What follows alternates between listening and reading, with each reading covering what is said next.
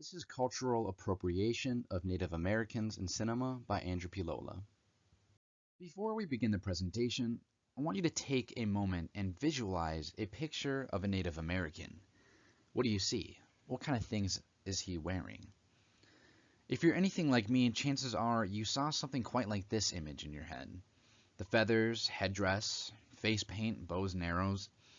Although we may understand the complexity of indigenous communities, hundreds of tribes and nations, each with their own culture with varying languages and practices, most of us can't help but think of this image when we hear Native Americans. This stereotypical image stems from the Plains Indians, which includes many tribes such as the Cheyenne, Crow, Plains Cree, and the Omaha. This one culture does not define the entirety of Native Americans, nor should it. I argue that many of these stereotypical images of Native Americans we see today are due to cultural appropriation. The Oxford Dictionary defines cultural appropriation as the unacknowledged or inappropriate adoption of the customs, practices, ideas, etc.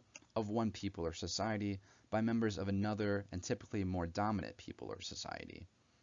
We can see from the images to the right how Native American culture is used to sell goods, promote sports teams, and act as a branch of fashion.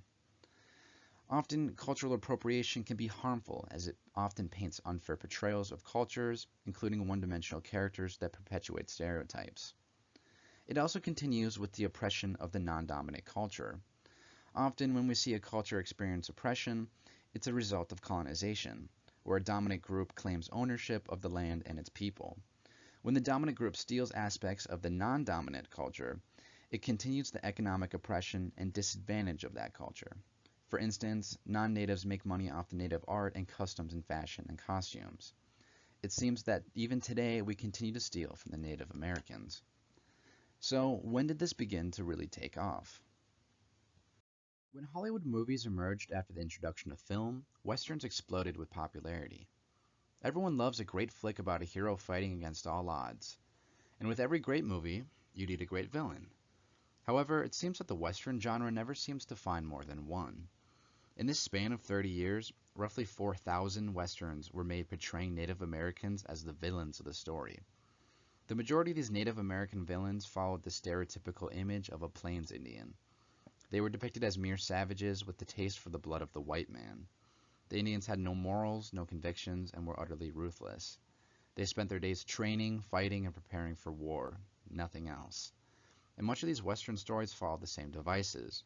A white man is captured by Indians, tied up and tortured, until finally the white man breaks free, kills the Indians, and saves the day.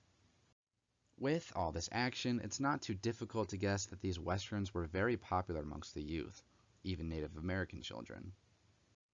Jolene Shively of the University of Michigan published an article in 1992 titled Cowboys and Indians, Perceptions of Western Films Among American Indians and Anglos.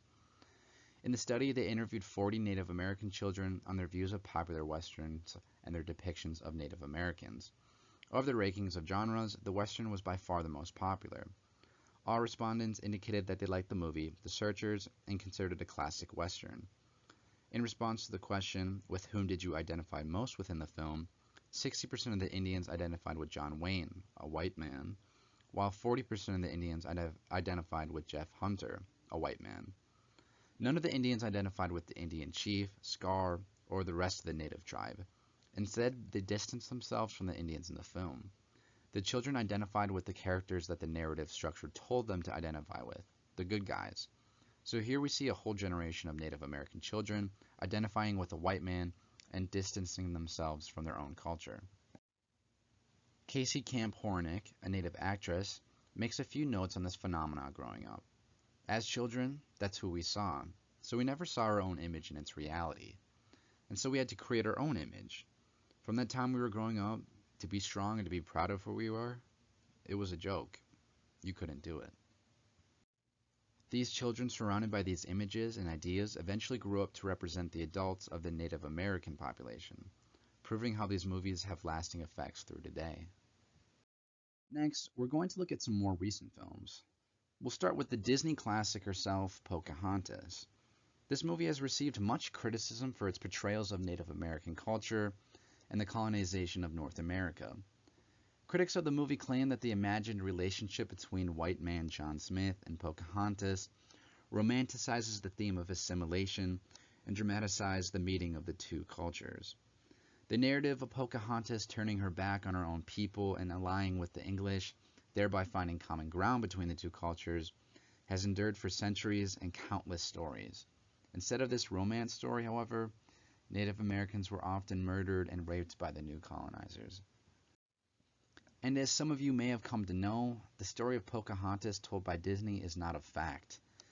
According to Indian Country Today and Mattaponi's Sacred Oral History, when Pocahontas was 15, she was kidnapped by colonizers and brought aboard an English ship. Shortly after that, her husband was murdered by colonizers. While in captivity, her captors repeatedly raped her until she became pregnant with her second child. It is then believed that she committed suicide at age 21, a far cry from Disney, and there was no romantic relationship between her and John Smith. Much criticism also came up in the way that Pocahontas was hypersexualized as an 11 or 12-year-old girl, especially considering how often Native American women are overly sexualized.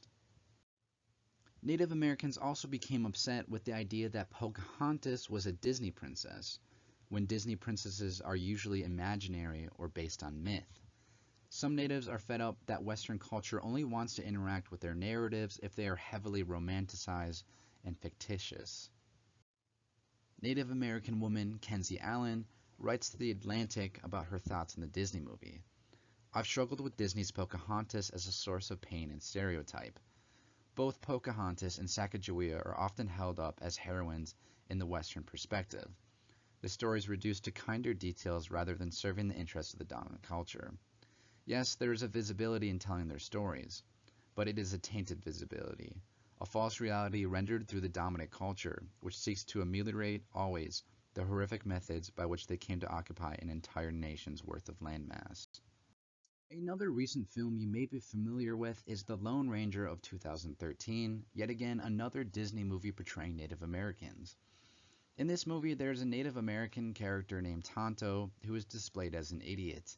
He trades a dead mouse for a bag of peanuts and then doesn't even know how to eat the peanuts. Later, he's shown feeding a bird, and then we come to find out that the bird is dead. Tonto being moronic seems to be his #1 character trait throughout this movie. And when there is finally a Native American character in a big-budget Hollywood action movie, who do we get to play him? No one other than Johnny Depp.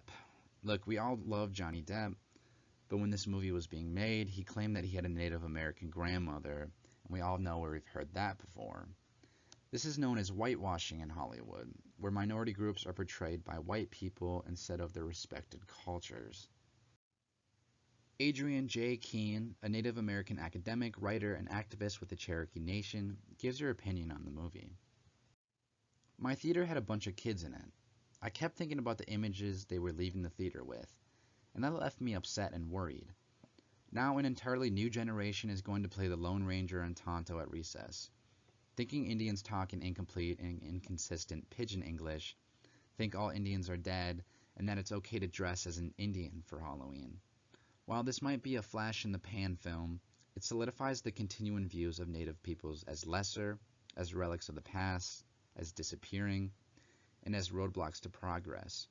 Tonto might have been less of a sidekick in running the show, but in the end, the Lone Ranger gets the girl and the glory, and Tonto ends up in a museum. How's that for a reimagining?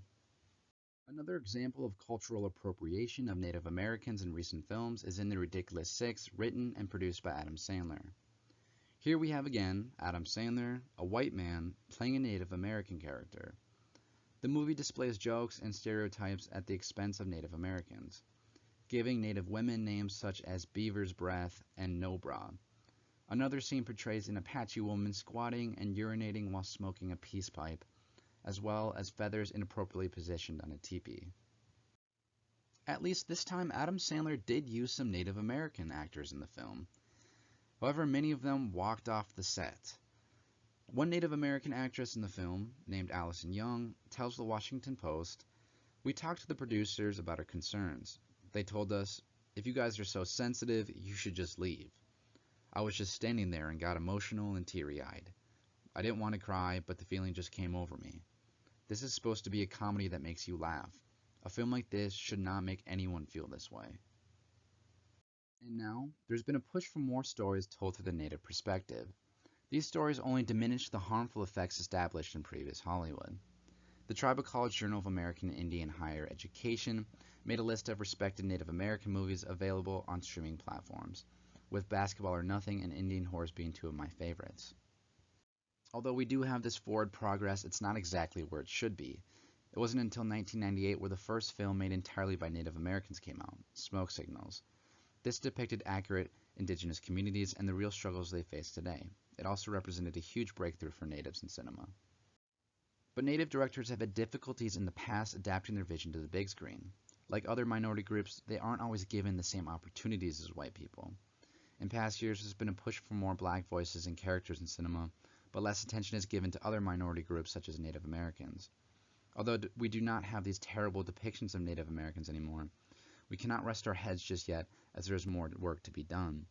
The last decade or so has been littered with Native cultural appropriation in cinema, and while we head in the right direction, our dominant culture continues to steal from and misrepresent indigenous communities. I then ask you, how many Native American directors do you know? How many Native American actors or actresses do you know? Can you name even one? Because before this assignment, I couldn't. Native Americans went from being a staple in American cinema, although maybe not in the best ways, to only popping up a few times here and there. It begs the question, is misrepresentation better than no representation at all? While I can't answer that question, I can say that the people whose culture is based around stories are not having enough stories told about them.